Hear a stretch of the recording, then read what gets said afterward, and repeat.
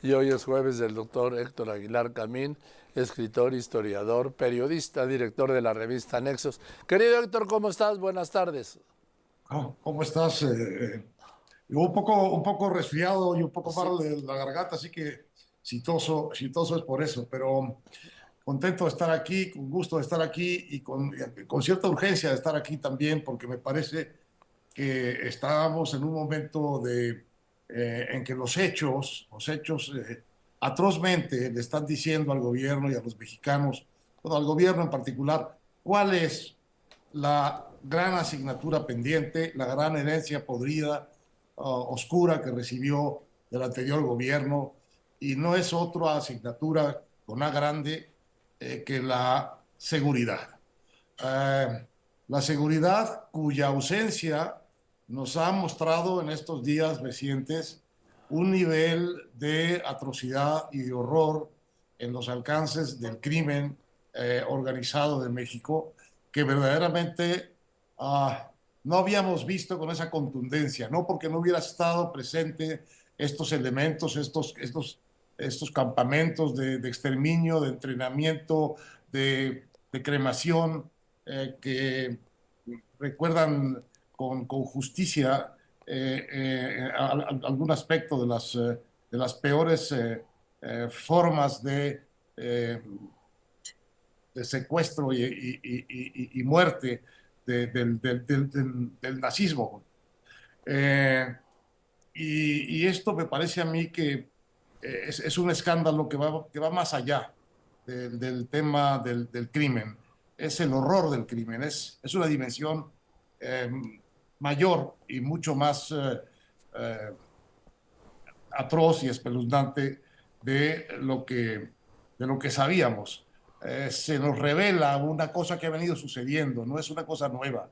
Este es el problema, que es una pudrición que ha ido dándose durante años y que va alcanzando con los niveles espeluznantes que vemos ahora. Y yo creo que hay, pues, por lo menos tres razones por las cuales acabar con esto debe ser la asignatura con A, la asignatura fundamental del nuevo gobierno. La primera es que es desde luego el asunto más cruel, más duro, más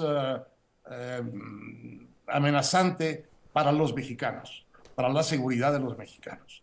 Es la prioridad del Estado darle seguridad a los que están bajo su manto, y esto es algo que en México hace mucho tiempo que no sucede, pero en particular en los últimos años hemos visto una aceleración verdaderamente, repito, espeluznante de este proceso.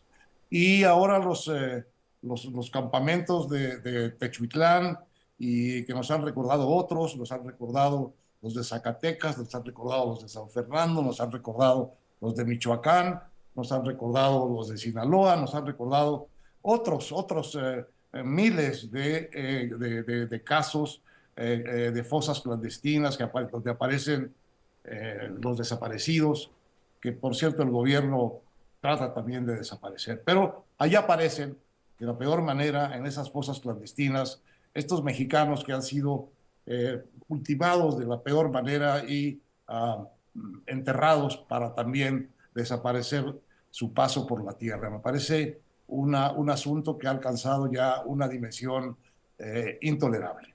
Esa es la primera razón, la razón nacional, pero también había una razón internacional por la cual esta debe ser la asignatura, y es que es el punto central en que está presionando, o uno de los puntos, quizá el punto central en que está presionando el gobierno de Estados Unidos al de México. Y la verdad es que México no tiene respuesta a esta presión. Hemos visto un cambio en la estrategia, me parece a mí interesante, importante. Hemos visto resultados, lo hemos comentado aquí, Joaquín, resultados impresionantes en el curso de lo que lleva el gobierno de la presidenta Sheinbaum, pero la verdad no alcanza ese esfuerzo para el tamaño de descomposición que estamos viendo, testimoniando, atestiguando con cosas como Techitlán. Entonces también hay una razón internacional. Para México es muy caro, para los mexicanos es muy caro esto. ¿Qué tan caro, qué más caro puede ser que esta barbarie? Y también es un daño internacional para México. Pero hay otra dimensión que importa subrayar, y es la dimensión de la moral política y de la moral social, de la moral pública. Eh, ¿en qué, ¿En qué parte de los mandamientos del humanismo mexicano por el que dice regirse el gobierno federal, en qué parte está autorizada la omisión, la inacción, la falta de resultados en materia de esta sangría que lleva tantos años en México y que alcanza estos niveles de horror en los últimos acontecimientos? ¿En qué parte es compatible? ¿En qué parte de la moral política que el gobierno dice sostener es compatible? Son compatibles estas atrocidades y la ausencia de una acción prioritaria, decidida, tajante, en contra de esta barbarie. ¿Dónde están las fuerzas a las que le ha sido encomendada la seguridad pública? ¿Dónde está el ejército? ¿Dónde está la marina? ¿Dónde está la Guardia Nacional? ¿En qué parte de su moral, de la moral del gobierno, es aceptable esta barbarie?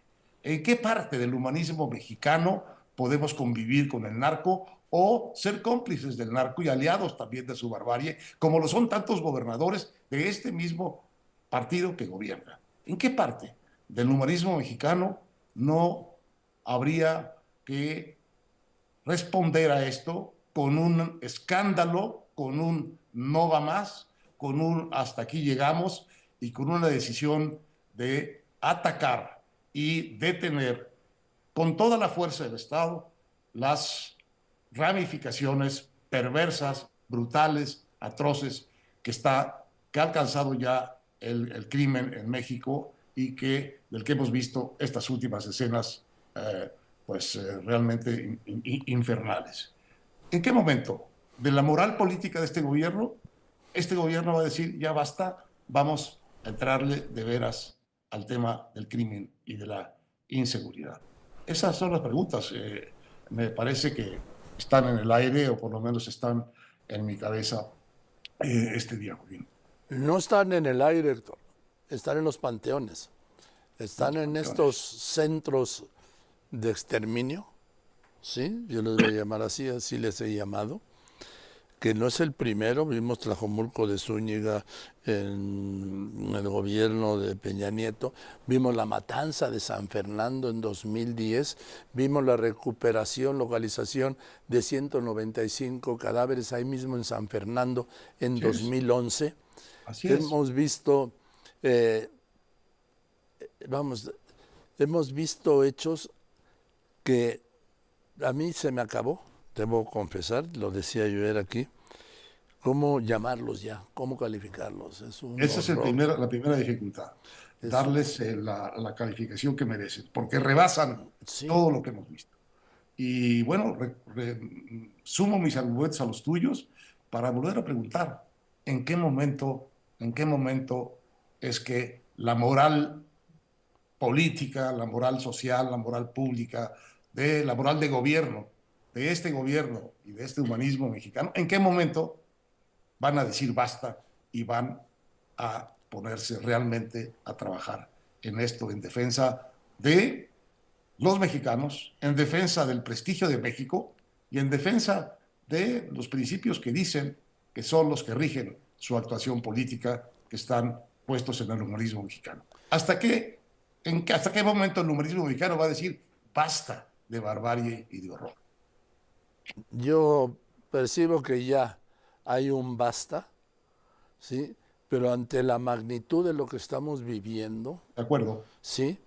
No alcanza. No hay acción posible para contener siquiera, Héctor, y para resolver siquiera. Aquí uno de los, a ver, es que también me cuesta decirlo, uno de los agravantes del rancho Izaguirre, ahí en Jalisco, pues uno de los agravantes, ya no puede haber más agravantes. No. Sin embargo, yo quiero, a ver, ahí en septiembre, En septiembre de 2024 hubo un operativo de la Guardia Nacional, detuvieron a 10 personas, recuperaron a 2 secuestrados y dieron fe de un cadáver. Esto se le queda, obviamente, por ser del orden común, al gobierno de Jalisco. ¿En qué momento el gobierno de Jalisco, y así lo quiero decir muy claro, permite que vuelva, que se reactive este centro de horror? Porque son muchas, son todas las vertientes, se reúne aquí el secuestro de muchos jóvenes, hombres y mujeres, jóvenes y jovencitas, ¿sí? De el engaño, te vamos a pagar tus estudios, te vamos a dar un trabajo, el adiestramiento, el castigo, el asesinato, el descuartizamiento, quemar los rostros, machacar los restos. Es que es, si tú lo ves en una película, dices, no, es que esta película se llama La Realidad. ¿Por qué se permitió que siguiera funcionando este centro de horror? Bueno, esa es la pregunta que hacemos, pero quizá una de las respuestas una cosa con la que hay que acabar es esta dualidad que exime tanto a la Federación como a los estados de responsabilidad directa en esto. Y es que Sí. estos crímenes, ¿a quién corresponden? ¿Al fuero federal o al fuero común?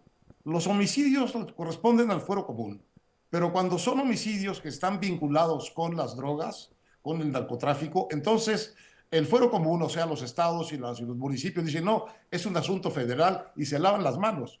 Y la federación se lava las manos cuando aparece estas cosas, obviamente, en el territorio de distintos estados, diciendo, no, es responsabilidad de los estados. Bueno, ¿de quién es responsabilidad? Y a nosotros, en última instancia, ¿qué nos importa de quién es la responsabilidad? Claro. Lo que nos importa es que hagan las cosas. Ahí está el ejército, ahí está la Guardia Nacional, ahí está la Marina, ahí está la Secretaría de Seguridad. Los queremos ver actuando con seriedad en esto para ponerle fin al horror.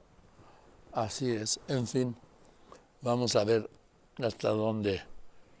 Hasta ya lo trajo la Fiscalía General de la República y algo que le criticaron al doctor Gertz, que en lo que yo estoy de acuerdo que dijo es, tenemos que ver cómo se originó esto.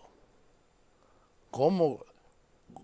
Porque yo estoy de acuerdo, si no te vas a cómo se originó esto, no puedes saber, porque no sabemos quiénes fueron y no hay un solo detenido de este caso.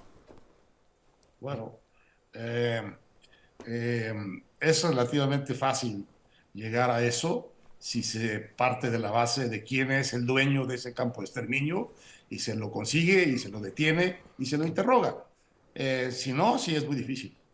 Sin perseguir al responsable es muy difícil saber cómo se integró esto, pero no sabemos quiénes son los responsables de San Fernando, los Zetas. ¿Qué grupo de los Zetas? Una parte de los Zetas. Está descrito en un libro de Marcela Turati. Bueno, pues por ahí empiecen por los responsables y luego van bajando los detalles, porque Sí, estoy de acuerdo. si vamos a esperar que de la nada llegue el cómo, pues no va a llegar. Así es el modo de investigar. En fin, gracias, querido Héctor. Un abrazo. También te abrazo. Buenas tardes, el doctor Héctor Aguilar Camín, escritor, historiador, periodista, director de la revista Nexos.